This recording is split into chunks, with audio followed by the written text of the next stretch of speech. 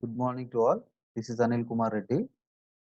In this video, we are going to discuss transient response of series RL and RC circuits. Okay, so let us start the video now.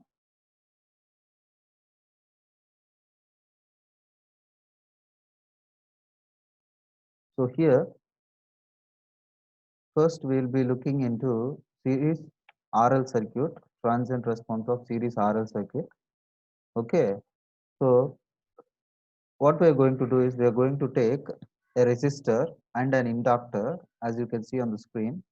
A resistor and an inductor connected in series through a switch, and the let us say a DC voltage is applied, V volts is applied across the resistor and inductor combination, and let us say I of s is the current. So here what we are doing is first we are going to apply Laplace transform directly to the circuit, or you can apply after writing KVL equation. What I am going to do now is first I will try to apply Kirchhoff's voltage law, okay, KVL, to the circuit. So Kirchhoff's voltage law means the algebraic sum of voltages in a loop equal to 0. That is Kirchhoff's voltage law. So if I take this loop and if I assume a clockwise direction of current, okay, so I can write V is equal to R into I of t plus L into di by dt. R into I of t means it is the voltage drop across the resistor, and L into di by dt is the voltage drop across inductor after the switch is closed. Okay, when the switch is closed at t equal to 0, immediately after we are writing, after closing the switch, we are writing the KVL equation. So let us take that equation as equation 1. So I already told you in previous video, Laplace transform is used to solve differential equations. So in this example also, I am going to take Laplace transform for equation 1 on both sides. So also we will assume that there is no current, initial current flowing through the inductor before the switch is closed. Okay, that assumption we have to make.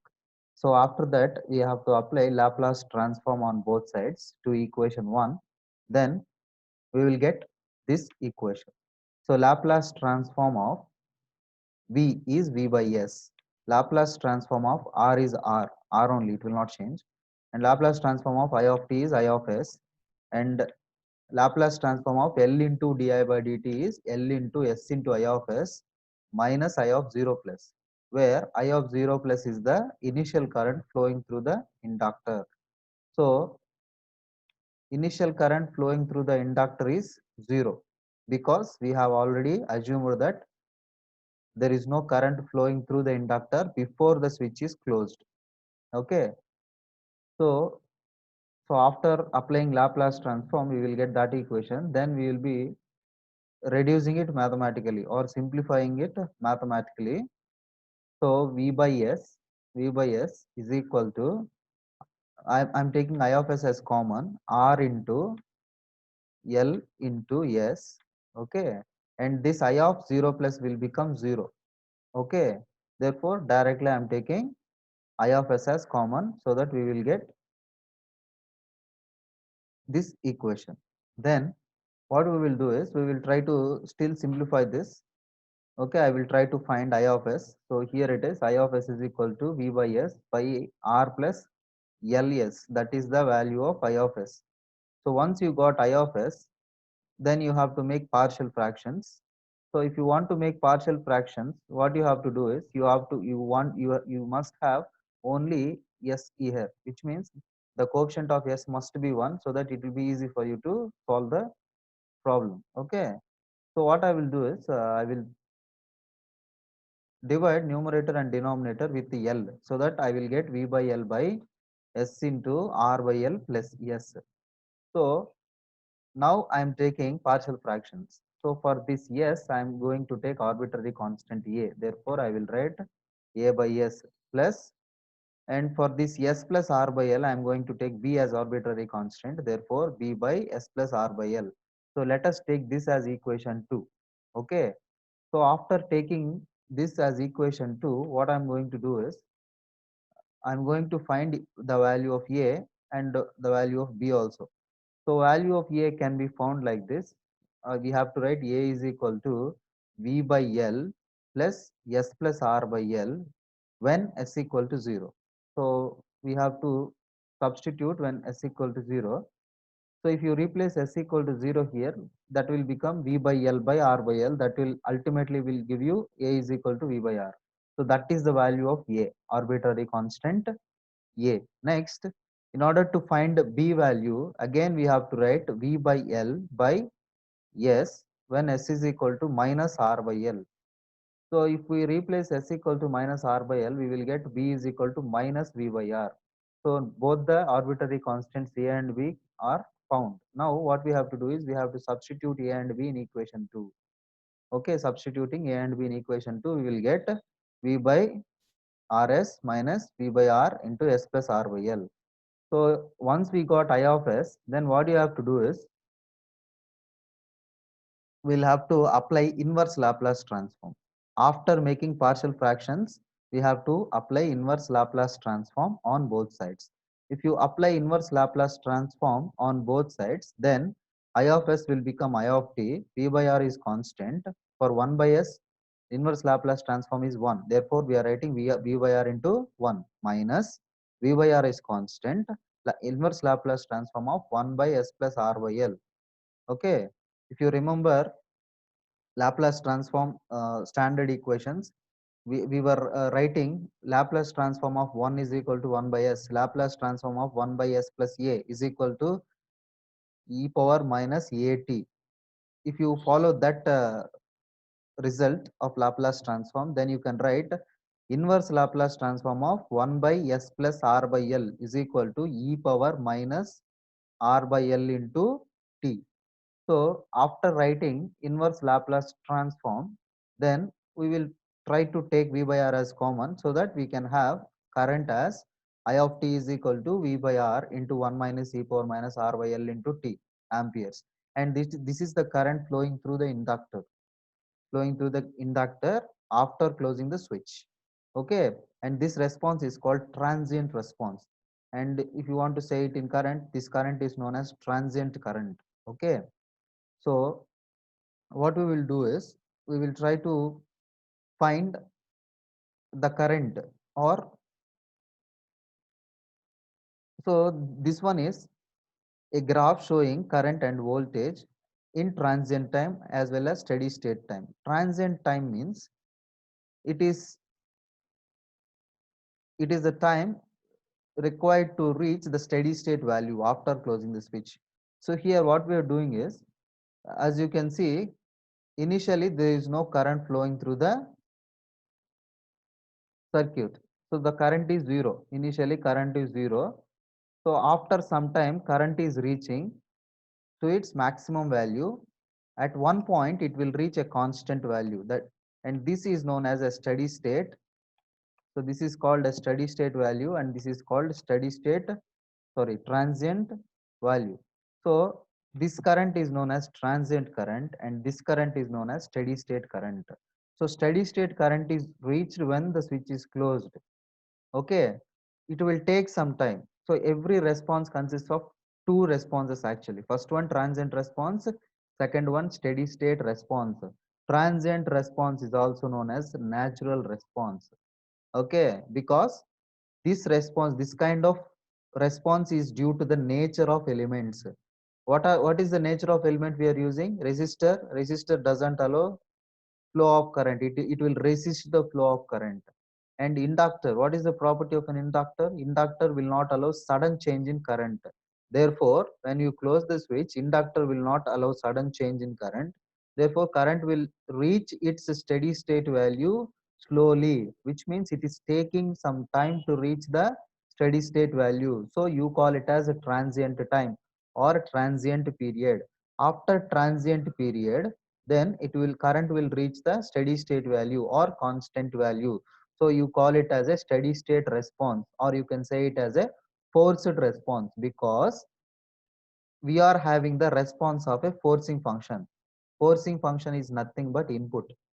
Input is also called as forcing function. So at steady state we will have the response of forcing function, but at starting we will have a natural response. So the complete response comprises of two parts, transient response and steady state response. Okay. And transient response is due to the property of elements, natural property of passive elements. So resistor will not allow current, which means it is the property of a material which opposes the flow of current. Then inductor will not allow sudden change in current, which means there is a difference. Inductor will allow current, but it will not allow sudden change in current. Resistor is directly opposing current, but inductor is not directly opposing the current. It opposes only change of current. Okay. So inductor will oppose change in current, that too sudden change in current. Next, capacitor. If you take a capacitor will not allow sudden change in voltage. Okay, sudden change in voltage. So let us see in next session will be about RC circuit. So we are going to see transient response of RC circuit. So transient response of RC series circuit. Now, so first we have to make some assumptions. First assumption is there is no initial voltage in the across the capacitor. There is no initial voltage across the capacitor, or you can assume there is no initial charge in the capacitor. Okay. Then a capacitor and a resistor are connected in series through a switch and a voltage source or a current source. That must be DC current or DC voltage source. Okay. So assuming zero initial conditions, this will be the circuit. So you can see the circuit, a resistor and a capacitor are connected through a switch and a voltage source in series. Okay, that's what I told you. And you have to assume that there is no initial current flowing through the capacitor. Now, what you have to do is first you have to apply KVL. So, if we are taking voltage source now, so let us apply KVL. So V is equal to R into I of t plus 1 by C integral I of t dt, where R into I of t is the voltage drop across resistor and 1 by C integral I of t dt is the voltage drop across the capacitor. Okay. So let us take that as equation 1. Then we have to apply Laplace transform on both sides. So after applying Laplace transform, we will get these equations. So Laplace transform of V is V by S equal to R into for I of t we will write I of S plus 1 by C integral I of t dt. The Laplace transform of integration is I of S by S minus I of 0 plus. Okay, where I of 0 plus is the current flowing through the capacitor initially. We already know that there is no current flowing through the capacitor, or we already know that there is no voltage across the capacitor initially. Therefore, we will take I of 0 plus as 0. Okay. So, we can write V by S is equal to R into I of S plus 1 by C integral I of S by S, because I of 0 plus has become 0 due to zero initial conditions. Now, what I will do is I will try to take I of S as common, so that I can write V by S is equal to I of S into R plus 1 by CS. So, after this simplification, I want to find I of S. So I of S can be written as I of S is equal to V by S by R plus 1 by CS. Okay. So I want to make I want to still simplify this, so that I will write CV by RCS plus 1. But I want to have the coefficient of S must be 1. The coefficient of S must be 1. Therefore, I will divide numerator and denominator with RC. Okay, I will divide numerator and denominator with RC, so that I will write V by R by S plus 1 by RC. Let us take this as equation 2. So once you got this equation, and if you can observe the denominator, there is no S term, only one term you have in the denominator. So it is in the form of 1 by S plus A. Therefore, inverse Laplace transform of 1 by S plus A you have to apply. Okay. So if you apply inverse Laplace transform on both sides, I of S will become I of t. Okay. I of S will become I of t equal to V by R is constant into Laplace inverse Laplace transform of 1 by S plus 1 by RC. So it is in the form of inverse Laplace transform of 1 by S plus A. Inverse Laplace transform of 1 by S plus A is e power minus at. Therefore, I will write e power minus 1 by RC into T amperes. So that is the current flowing through the capacitor when the switch is closed at T equal to 0. And we call this current as a transient current. Next, let us try to find voltage across the resistor also. So using the same current we found just now, we can find voltage across the resistor VR of t is equal to R into I of t. Therefore, we will write R into V by R into e power minus t by RC. So that we will get V into e power minus t by RC volts. Okay. Next, voltage across the capacitor. Let us find voltage across the capacitor Vc of t. Let us say Vc of t is equal to 1 by C integral 0 to t I of t dt. So what we have to do, we have to substitute I of t is equal to V by R into e power minus t by RC. So if you substitute like that, then we will get Vc of t is equal to 1 by C integral I of t dt. So this will be the current. So this will be the voltage across the capacitor when the switch is closed at t equal to 0. As you can see here, the response initially when immediately after closing the switch, there is a current flowing through the capacitor.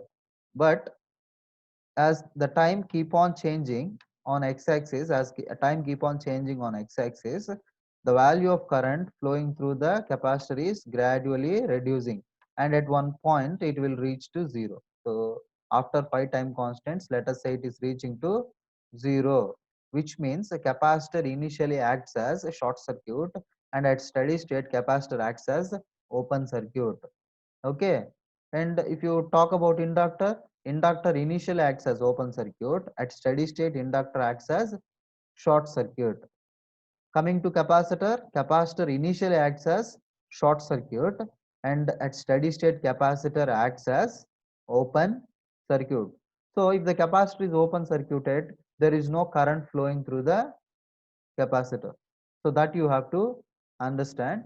And if you want to draw a voltage curve, okay, so this is the current, so this is the capacitor current. So as you can see here, this is the capacitor current. So if you want to draw voltage, what will happen to voltage? Voltage will rise because initially capacitor acts as short circuit, no, therefore voltage across the short circuit is 0. So initially current will be 0. So initially current will be 0. So after some time, voltage gradually increases due to the current flowing through capacitor. Okay, voltage gradually increases like this.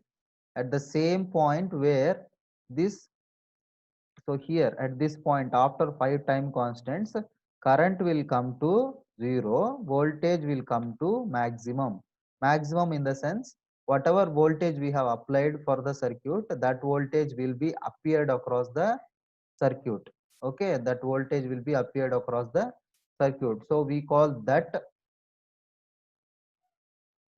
voltage is known as a forcing function, or input voltage. Input is also known as forcing function.